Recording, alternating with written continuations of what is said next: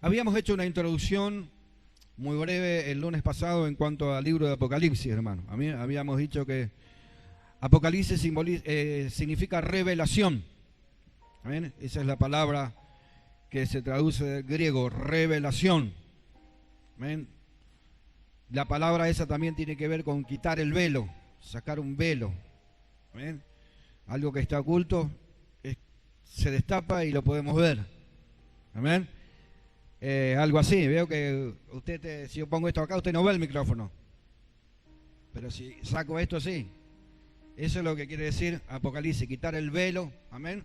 También quiere decir eso el libro de Apocalipsis. Una vez alguien dijo, a un pastor dice, hermano, usted nunca enseña sobre el libro de las revelaciones.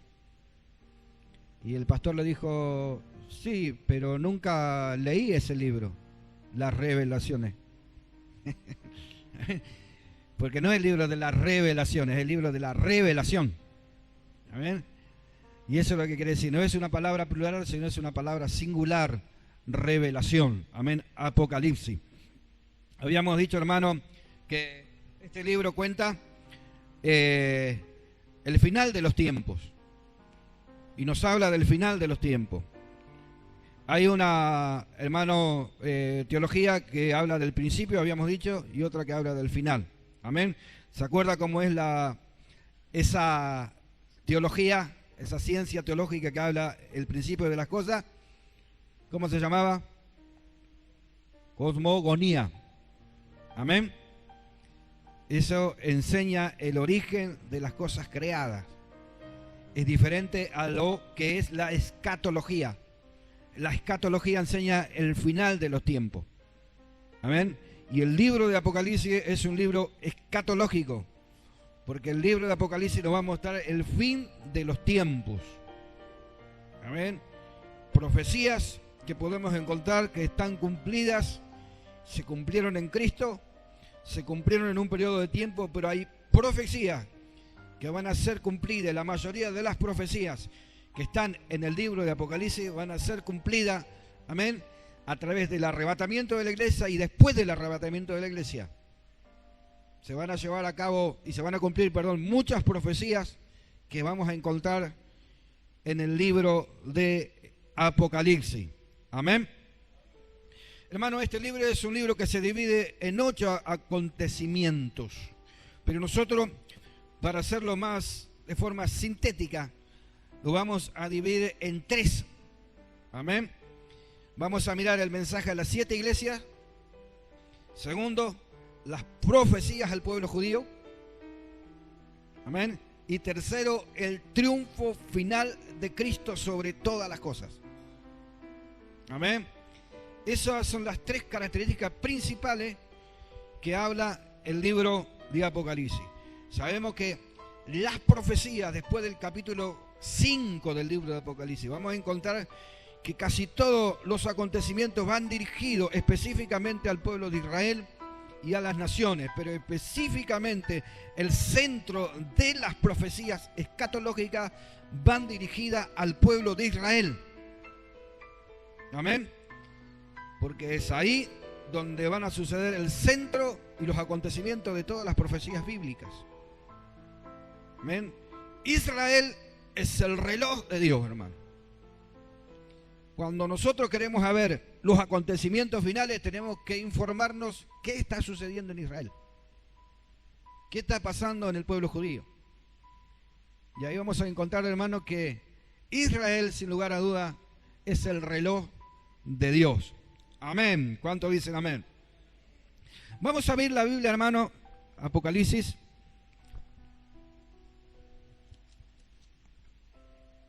Apocalipsis, amén.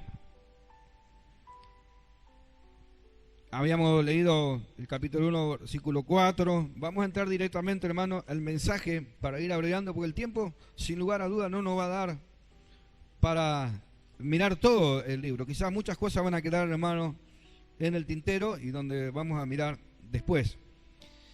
Vamos a mirar, hermano, el mensaje a las 7 iglesias. Amén. Capítulo 2 del libro de Apocalipsis. ¿A cuántas iglesias, hermano, va dirigido este mensaje a 7 iglesias. Amén. ¿Cuáles son esas iglesias, hermano? Éfeso, Esmirna, Pérgamo, Tiatira, Sardis, Filadelfia y Laodicea. Esas son las 7 iglesias. ¿Por qué 7 iglesias, hermano? No había 7 iglesias. Había más de 7 iglesias. Porque ahí no está hablando a la iglesia que ya estaba fundada, que era la iglesia de Corintio, que había sido fundada ya por Pablo. Estaba la iglesia de Roma, iglesia que estaba en Roma, no la católica, la iglesia cristiana. Usted ve la carta a los romanos, usted ve que es una carta a la iglesia de Roma. Amén. Había iglesias, no era que había 7 iglesias. ¿Por qué el número 7? Nosotros vamos a encontrar muchos números en el libro de Apocalipsis. El número 7 va a encontrar 7 sellos, 7 trompetas, 7 iglesias, 7 candelebros. ¿Amén? Va a estar siempre el número 7 presente en el libro de Apocalipsis. Y vamos a encontrar muchos números que algunos de ellos tienen simbolismo en la Biblia, hermano. Todos los números que nosotros podemos ver en la Biblia a través de muchas cosas, vamos a encontrar que tienen un simbolismo y un porqué. ¿Cuántos se acuerdan de San Mateo capítulo 25, por ejemplo? ¿De qué habla San Mateo capítulo 25? De 10 vírgenes. No eran 12, no eran 11, no eran 5. Esa era una costumbre que había en el pueblo de Israel, de que cuando alguien se casaba, amén, contrataba a doncellas, y de esta manera ella daba a entender, la novia, a los invitados, a las personas y al novio en especial, que se había mantenido virgen. Las doncellas eran mujeres que no habían tenido relaciones sexuales con ningún hombre, no habían sido tocadas por ningún hombre. A ellas se les llamaban doncellas, que para nosotros son vírgenes. Amén. Entonces, esa actitud de salir al encuentro con las doncellas demostraba que la mujer se había mantenido en santidad, podríamos decir, para que podamos entender, en un estado de virginidad. Pero podían ser 5, podían ser 6, podían ser 7, no importa cuántas. Pero en esta ocasión el Señor hace énfasis que eran 10 vírgenes, 10 doncellas, porque esas 10 vírgenes van a representar a la iglesia del Señor. Hay algunos teólogos por ahí que dicen que San Mateo capítulo 25 habla al pueblo judío, pero cuando nosotros miramos los simbolismos bíblicos que hay, vamos a encontrar que no, que es para la iglesia. Porque habla de 10 vírgenes. La virginidad, hermano, tiene que ver con la santidad. Y lo único santo y puro que hay en este mundo es la iglesia del Señor. Amén. La iglesia es la virgen en este mundo. Es la sal de la tierra. Es la luz de este mundo. Amén. Segundo, vamos a encontrar, hermano, que habla de lámparas y habla de aceite. El Espíritu Santo le fue derramado sobre la iglesia del Señor. Cuando nosotros encontramos todo estos simbolismos, amén, y encontramos que sucede que viene el novio y la que estaban preparadas se fueron con él, porque la que se va ahí con el Señor es la iglesia, no el pueblo de Israel. Aquellos judíos sí que están dentro de, y han creído en Jesucristo dentro del mundo que se les llama judíos mesiánicos, también serán arrebatados como la iglesia. Pero cuando nosotros miramos el acontecimiento, ¿cómo sucede en capítulo 25 de San Mateo? Vamos a encontrar que está refiriéndose a la iglesia. ¿Y por qué hace énfasis en el número 10? Porque el número 10 simboliza que eso le pertenece al Señor. Por eso el Señor no dice al pueblo de Israel, amén, cuando le habla sobre los diezmos y la ofrenda, no le dice el 5%. Le podría haber dicho el 20%, porque él es dueño de todo. Le podría haber dicho el 50%. Le podría haber dicho el 100%. ¿Amén? Pero él solamente le dijo el 10, porque el número 10 simboliza algo que le pertenece a Dios. Por ejemplo, ¿cuántos mandamientos hay, hermano? 10. ¿Por qué? Porque son mandatos de Dios. Son exclusivamente mandamientos de Él. Es algo de Él, personal. Él le mandó al pueblo de Israel 10 mandamientos. Podría haber sido 11, 12, 13, 5, pero 10. Y acá encontramos en Mateo capítulo 25 que hay 10 vírgenes. que representan a la iglesia. ¿Y a quién le corresponde la iglesia? ¿De quién es la iglesia, hermano? Es de Cristo, es del Señor. Amén. Por eso representa la iglesia, porque es de Cristo. Amén. Pueden decir amén. El número 7 es el número que tiene que ver con la perfección de Dios. Amén. Con la perfección, con la santidad, con el carácter de Dios. Amén. Entonces vamos a encontrar 7 iglesias. Y la primera iglesia es la iglesia de Éfeso. Y dice: escribe al ángel de la iglesia en Éfeso, el que tiene las 7 estrellas a su diestra, el que anda en medio de los 7 candeleros de oro, dice esto. Esta iglesia de Éfeso, hermano, era una iglesia que había sido fundada a través de 12 miembros, nada más, tenía 12 miembros. Se reunían, no tenían líderes, se reunían así en forma familiar, en casas, y solamente había 12 miembros en esa iglesia. ¿Cómo vamos, hermano, a entender esto? Quiero que usted vaya al libro de Hechos de los Apóstoles. Amén. Gloria al Señor. El Hechos de los Apóstoles, capítulo 19. Vamos a encontrar, hermano, cómo comienza la iglesia de Éfeso.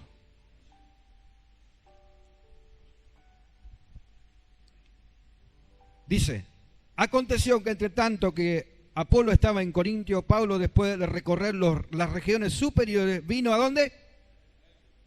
Y hallando a ciertos discípulos, amén, le dijo: ¿recibiste el Espíritu Santo cuando creíste?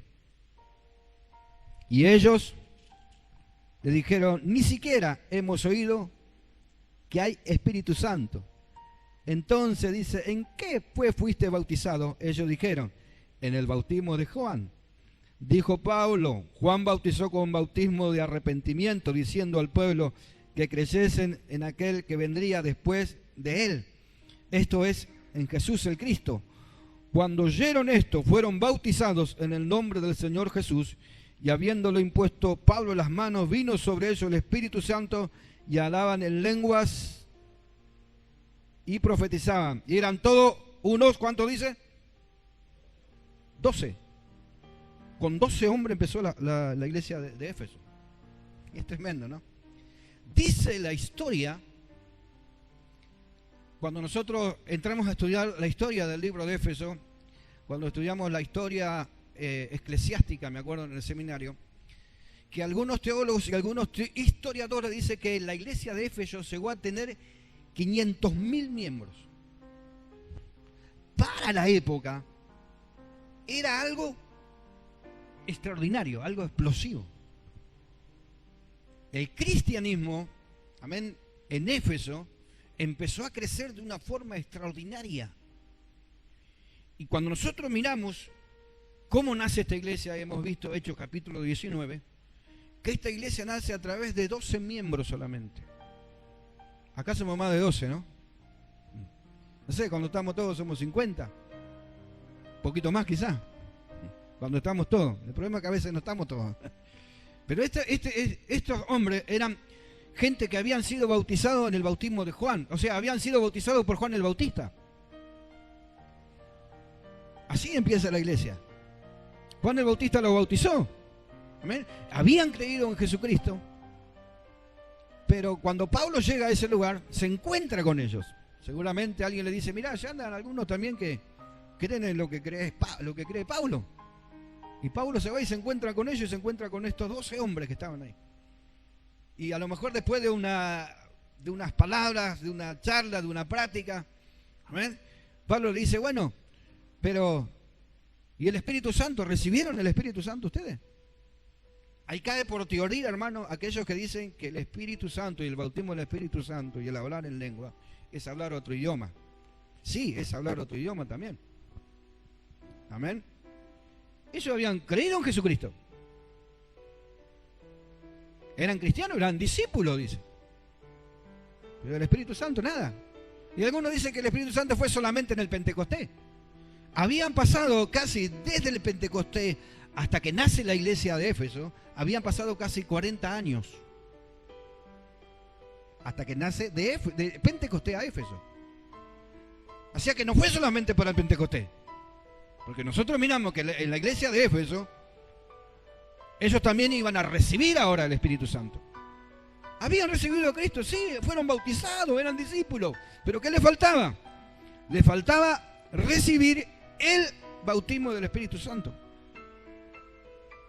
Ya que hay algunos teólogos, que hay predicadores y otras denominaciones que dicen, no, el Espíritu Santo fue solamente para el Pentecostés. No, acá yo veo que no fue solamente para el Pentecostés. No fue solamente para los apóstoles y los que estaban ahí. Amén. Por eso el Señor dijo, estas señales seguirán a los que... Dice seguirán, no dice para un tiempo determinado se va a acabar. No, dice seguirán. Amén. Por eso nosotros somos una iglesia, una congregación, una denominación que creemos en Cristo Jesús, que es un Cristo que salva. Amén. Que nos perdona de nuestros pecados. Amén. Pero también es un Cristo que bautiza con el Espíritu Santo y fuego. Es decir, amén, hermano.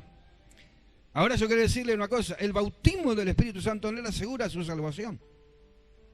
La salvación viene a través de creer en Jesucristo como su único y suficiente Salvador.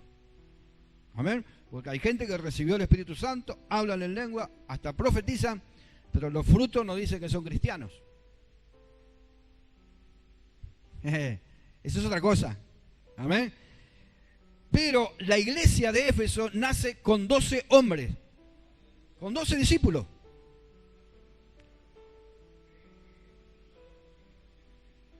No, eso es una doctrina errónea.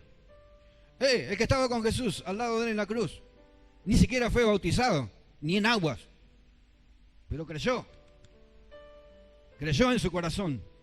Y el Señor le dijo, hoy estarás conmigo en el paraíso. Amén.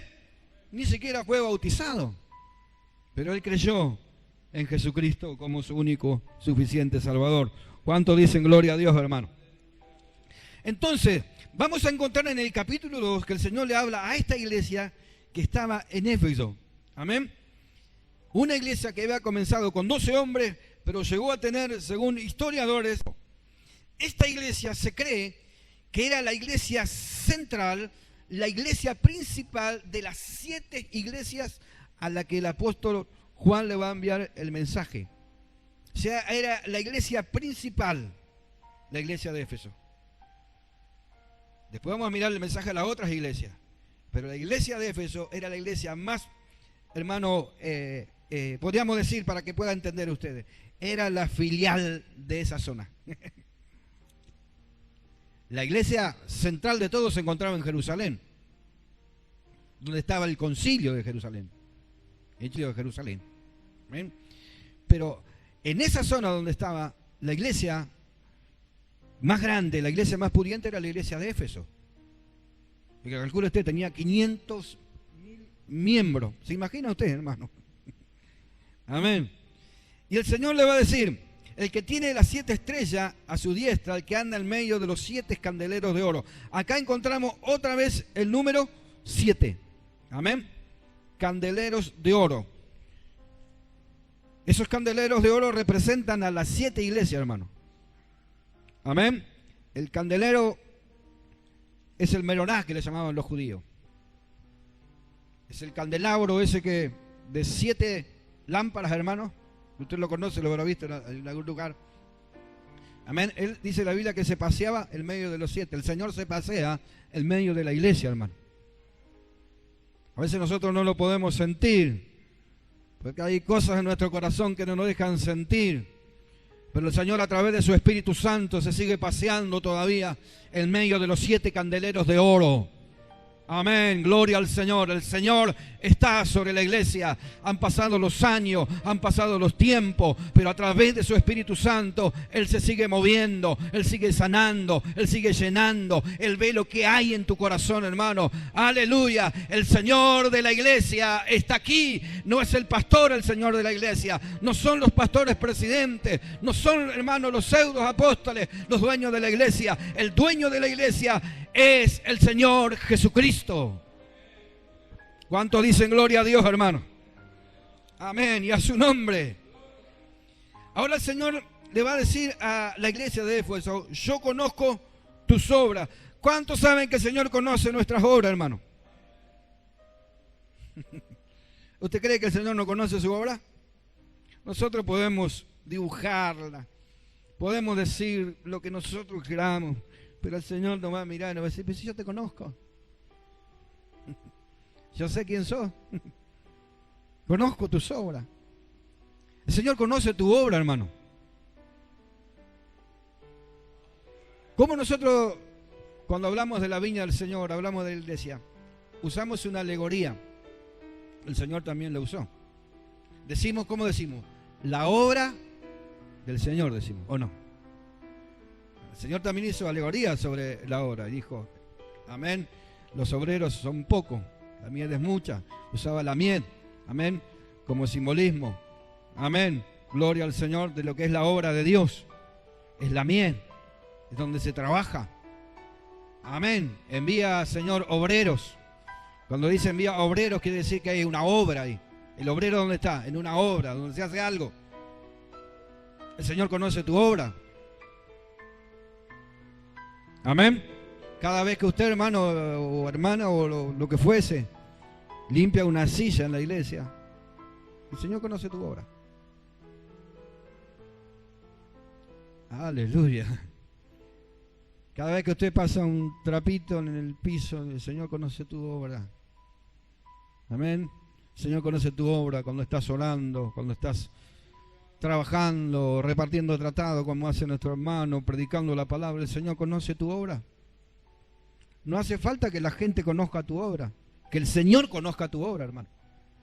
Hay algunos que trabajan para el ojo del pastor o de los pastores. Pasó estos días cuando el pastor estaba de vacaciones. Íbamos al templo central, faltaba la mitad de los hermanos. ¿Por qué? Porque le están sirviendo al ojo del hombre. Yo no quiero que el pastor conozca mi obra. Yo quiero que el que conozca mi obra sea el Señor. Y ese es el problema de la gente. La gente quiere que el pastor conozca tu obra. No, el pastor conozca tu obra, no va a pasar nada porque está sirviendo al ojo del hombre. Nosotros servimos al ojo de Dios, hermano. Que el Señor conozca mi obra. Amén. ¿Cuántos dicen amén, hermano? Aleluya. El Señor conoce la obra de la iglesia, hermano. Y tu arduo trabajo y paciencia. Aleluya, y a su nombre. Aleluya, gloria al Señor. El Señor le va a decir estas virtudes. Tenía 5 virtudes la iglesia de Éfeso. Una iglesia que tenía entonces trabajo, paciencia. Amén. Dice: yo conozco tu obra, arduo trabajo y paciencia. Y que no puede soportar a los malos. Mire lo que era la iglesia de Éfeso, hermano. Amén. O sea, era una iglesia que probaba lo falso de lo verdadero. El Señor avalaba a la iglesia que aprobaba eso, lo falso de lo verdadero. La iglesia tiene que aprobar lo falso de lo verdadero, hermano. Amén. Gloria a Dios. En el primer siglo de la iglesia no tenían la Biblia ellos. No tenían. No había Biblia. No tenían la Biblia imprimida como nosotros. Dicen los historiadores que en el concilio de Jerusalén armaron unos rollos y para que nosotros podamos entender un libro, le explico mejor, donde existían normas de la iglesia, porque no estaba la palabra escrita. Existían normas, amén, y en esas normas se le enviaba a los líderes de las iglesias. Era un libro, amén, no recuerdo el nombre ahora, dicomanía, algo así se llamaba, dicomanía, era un libro. Claro, como no tenían la palabra escrita, no tenían la Biblia, ellos, ¿cómo evaluaban a un obrero cuando llegaba de otro lugar? A un predicador de renombre cuando llegaba de otro lugar. A través de las normas de ese libro que ellos tenían. Primero, dice que tenía que ser una persona que no tenía que pedir, por ejemplo, dinero en el púlpito. Si alguien se paraba y pedía, ahí se dice la historia, hermano, que empezaba, como dice hoy, ¿no?, a tirar el mangazo. Porque algunos usan la palabra para eso. Dios nos guarda, hermano, de usar la palabra para nuestro propio beneficio. Entonces esa gente no era aprobada. Y el libro, como era la iglesia central, tenía la iglesia de Éfeso. Entonces, ¿qué hacían ellos? Miraban las normas del libro y probaban a los que se decían ser obreros de Dios y apóstoles del Señor. Hoy todo se dice que son apóstoles. Ahora, ¿quién los prueba, hermano? ¿Cómo los probamos? No tenemos ese libro, pero tenemos la palabra profética más segura. Es esta la palabra. ¿Cómo probamos, hermano, a los que se dicen ser apóstoles? Por la palabra.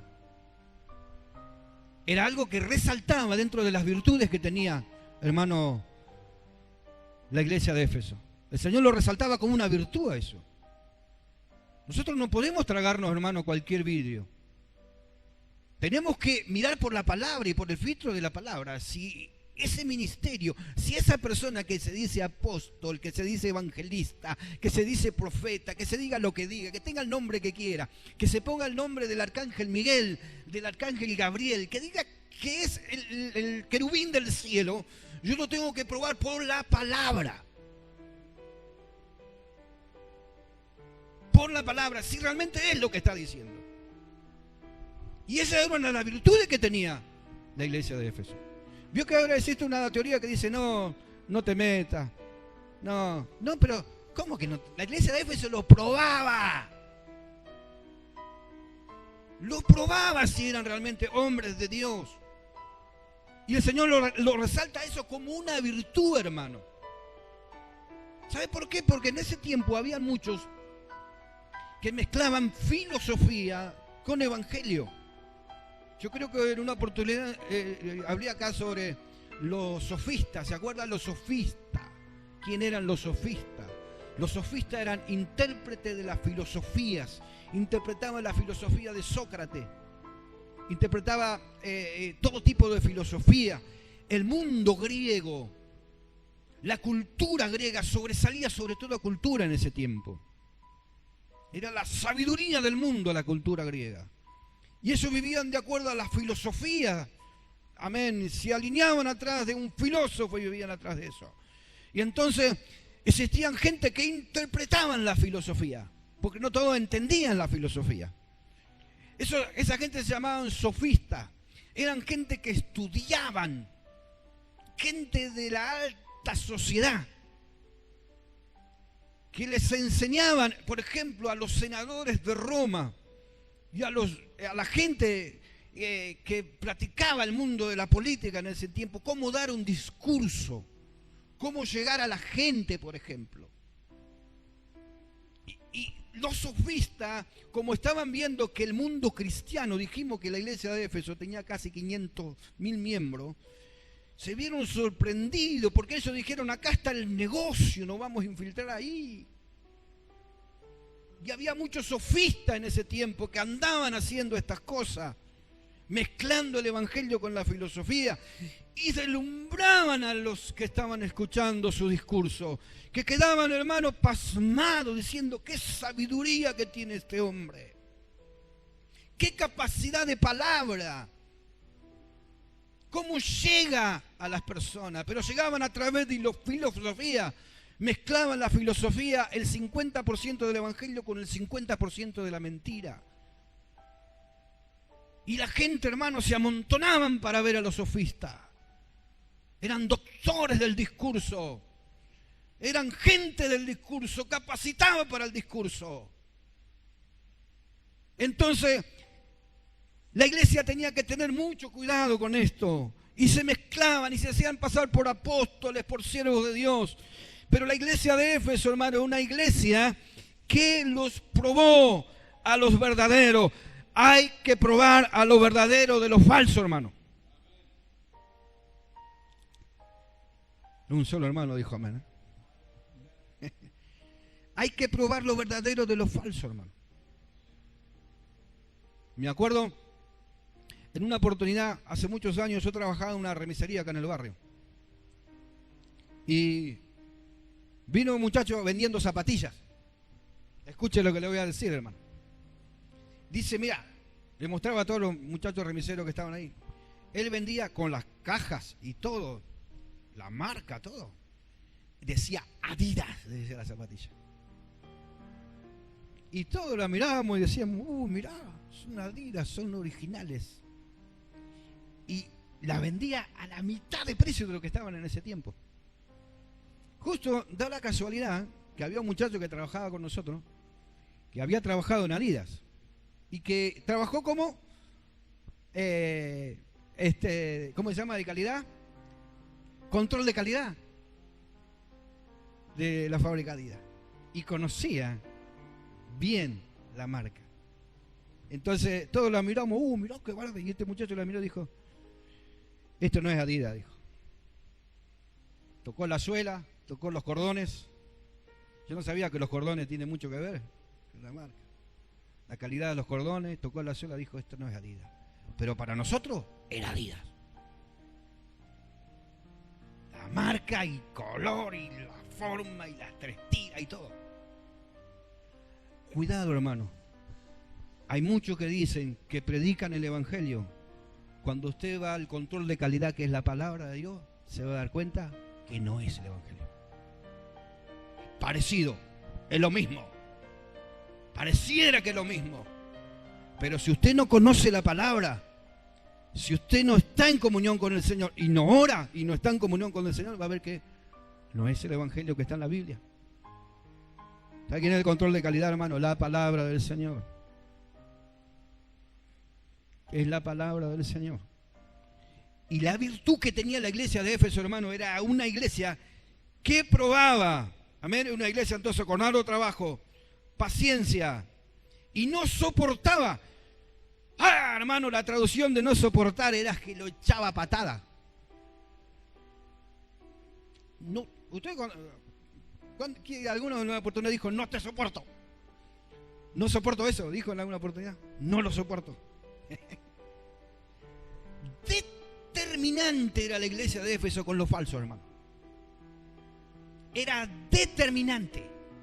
No era, hermano, que sí, bueno, no, lo vamos a dejar. No, era determinante, no lo soportaba. En otras palabras, hermano, los expulsaba, los echaba de las iglesias. Mándese a mudar acá, manga de sinvergüenza. Eso es lo que quiere decir que hacía la iglesia de Éfeso. Tremendo, ¿eh? Aleluya. ¿Cuánto alaban el nombre del Señor, hermano? Dice, y los halló como mentirosos. Mentiroso. ¿Usted ha visto algún profeta mentiroso alguna vez? Yo sí lo vi. Quiero que le conté una oportunidad acá. Estaban dos parejas, ¿no? Pasaron adelante. Y el matrimonio, la esposa y el muchacho. Y vino el profeta y le pone la mano a la chica. Y le dice el Espíritu Santo, y el que estaba al lado también le puso la mano, a los dos, que ustedes fueron llamados con un propósito, porque van a conquistar las naciones, los reinos. Vio las profecías que hay ahora, son todas iguales. Vas a conquistar el mundo sobrenatural y vas a pasar fronteras, son todas iguales. Nadie habla del evangelio sufrido. Todo es rápido, todo es chao, listo. Y la chica le puso la mano, le dice al profeta, no, pero, que era llamado profeta, le dice, pero usted está equivocado, mi esposo es él. Sí. Sí.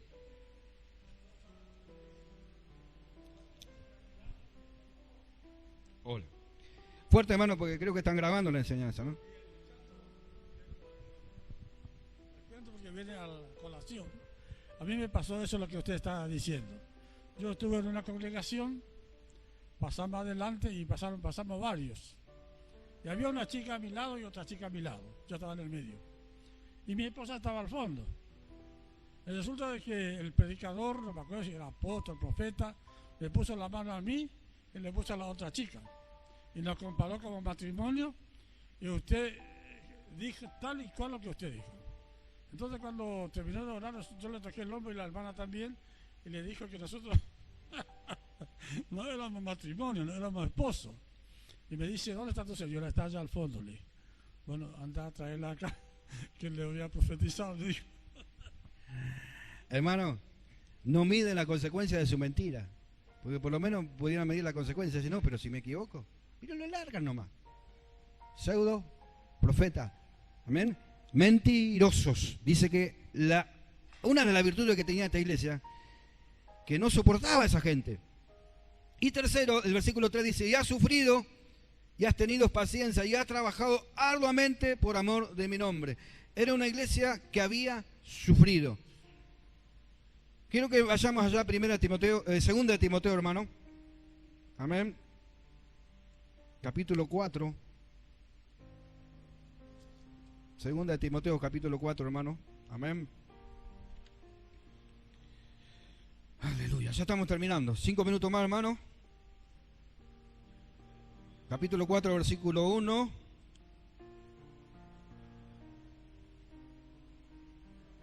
Sí, léalo.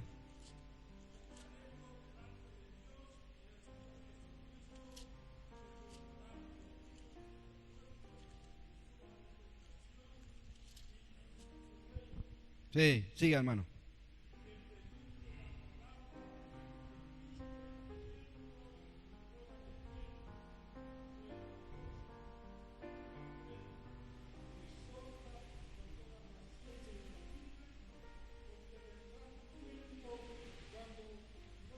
Ahí está, hermano. Que dice que no, atención ahí, que dice no sufrirán.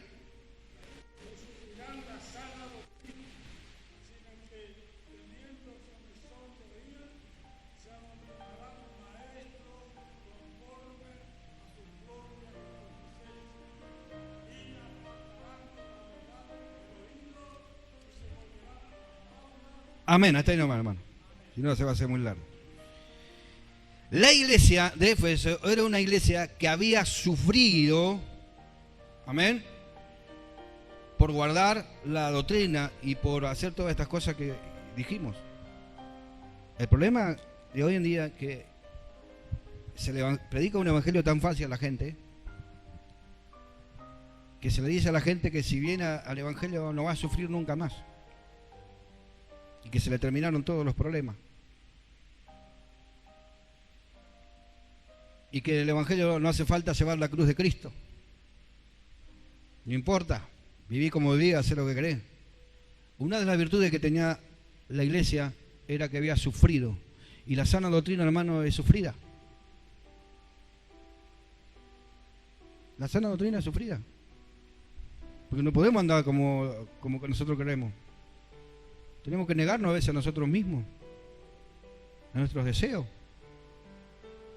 Como hablaba con el hermano Nahuel hoy, estuvimos hablando antes de la oración. A veces hay que negarse, hermano, a sí mismo. Porque el evangelio es el evangelio de demanda. Y hay que sufrir persecución, burla.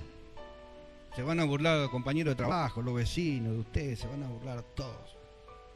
Mirá este loco, un domingo a las 6 de la tarde, en vez de estar tomando una cerveza fría en la casa, todo transpirado y se va a la iglesia.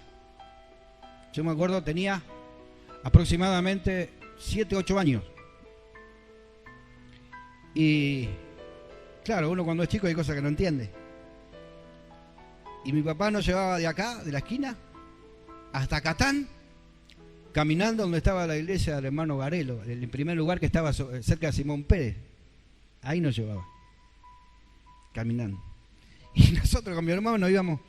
¿Se acuerda esa corbatita de elástico que había? El que era para los chicos, las corbatitas azules, nos ponían esa corbatita, unos pantalones cortos por acá, unos zapatos bien lustrados, y nos íbamos caminando hasta allá, hasta Catán, a las 4 o 5 de la tarde en el verano. Pero no entendíamos nosotros. Hay cosas que no entendíamos, no comprendíamos. Eso no quiere decir, hermano, que no. Ahora entendemos, bueno. Pero hay cosas, hermano, a veces que vamos a tener que hacer. Y por ahí la gente se va a reír de nosotros. ¿Y este loco? ¿Qué está haciendo ahí? Y esta, mirá, ponete un shortcito, hermano, andá en la calle de shortcito. Total, que hace calor. ¿Se da cuenta? No importa, yo he visto, hermanos, gente en shortcito ministrar en el altar. Porque no hay un evangelio de doctrina hoy.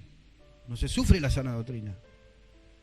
Es lo mismo, hermano, el famoso, el cristiano. Antes, hermano, el cristiano tenía que pasar por el Coliseo de Roma.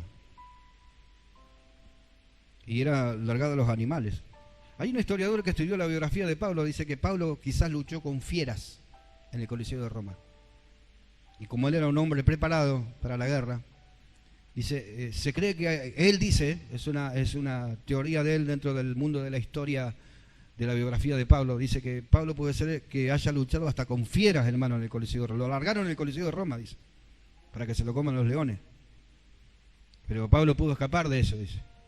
Pudo salir. Porque el cristiano era un objeto de burla. Los profetas eran objeto de burla. El apóstol Pablo era objeto de burla. Eran objeto de risa. Eran llevados a los coliseos. Los quemaban, los mataban. Hoy, los cristianos, abro comillas, famosos, pseudo famosos cristianos, se codean con el mundo, hablan como ellos, reciben los Grammys que recibe el mundo por la música, son aplaudidos por el mundo, hermano, de la moda, de la música, están con ellos, viven con ellos, hacen lo que ellos hacen. Vi a uno llamado cristiano haciéndole reportaje a un cristiano, entre comillas, amén, creyente que vive en su pecado, que sigue viviendo en sus drogas y en todas sus cosas como si fuera, y riéndose con él. En ningún momento le habló de Cristo Jesús ni del arrepentimiento. ¿Por qué? Porque la doctrina, la sana doctrina no se sufre hoy en día, hermano. Y el apóstol Pablo dice, vendrán días que no querrán sufrir la sana doctrina. La gente no quiere sufrir la sana doctrina de hoy en día, hermano. La gente quiere un evangelio fácil, un evangelio a mi moda, un evangelio a mi manera, un evangelio a lo que a mí me parece. Pero hermano, la iglesia, aleluya, es una iglesia que tendrá que sufrir la sana doctrina. Y no, hermano, no quiera, hermano, creer que por ahí nos vamos ahora en el rapto sin que antes venga una pequeña persecución sobre la iglesia. Donde ahí se van a ver los verdaderos cristianos, hermano. Aquellos que aman realmente al Señor, hermano. Que son capaces de lo que hicieron esos hombres y esas mujeres que dieron su vida por Cristo Jesús. ¡Aleluya! Mi alma te alaba, Señor. Una de las virtudes que tenía la iglesia de Éfeso era que sufría la sana doctrina, hermanos. Oh, mi alma te alaba, aleluya.